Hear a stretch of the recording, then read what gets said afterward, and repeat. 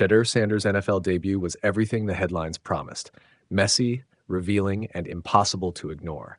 Thrust into action when Dillon Gabriel left with a concussion, Sanders' first taste of regular season football was a crash course in what separates college stars from NFL-ready starters. He finished 4 for 16 for 47 yards, an interception, a lost fumble, and 2 sacks.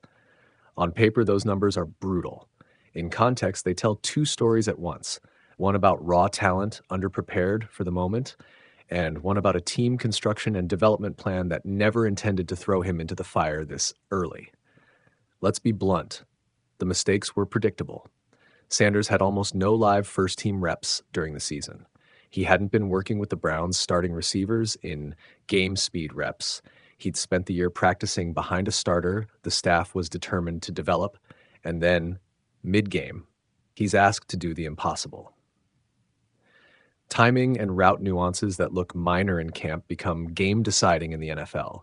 A turned hip here, a half step there, and the ball that would be a completion in practice is an interception in front of 70,000 people.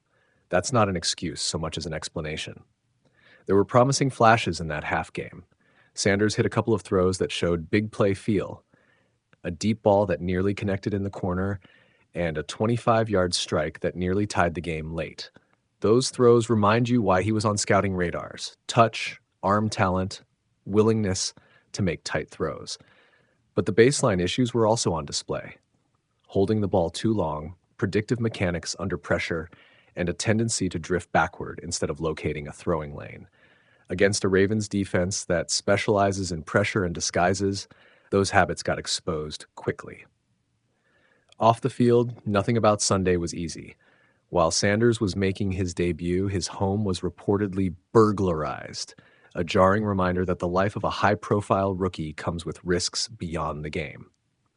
Sanders says the most important things were safe and that he's mentally steady, but the timing couldn't have been worse for a kid already feeling the weight of expectation.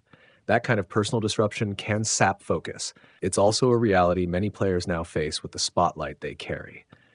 Inside the Browns' locker room, leadership mattered. Myles Garrett publicly defended Sanders after the game, shutting down the rookie's inclination to shoulder all the blame and reminding everyone, this is a team sport. That matters.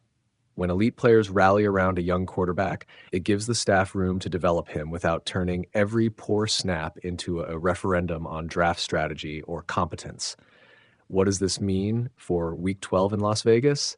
The Browns said they'll stick with Gabriel if he clears concussion protocol. If he can't go, Sanders will get a full week of preparation and likely his first NFL start. That's important. There's a difference between being pressed into action mid-game and having a week to practice from the top of the depth chart. The playbook tweaks, the emphasis on high percentage throws, the timing with receivers, all of it helps. If Sanders gets a normal prep week, expect cleaner mechanics, quicker decisions, and fewer deep risks early on. But don't expect overnight transformation. Development is incremental. How the Browns have handled reps this year isn't unusual in NFL practice philosophy. You usually prioritize reps for the quarterback you intend to start. Where that policy runs into trouble is when the backup is a rookie who was marketed as a high upside prospect. Fans see the slide from expected first-rounder to fifth-round pick and ask questions. The coaching staff, meanwhile, will tell you they were trying to give Gabriel the best chance to succeed.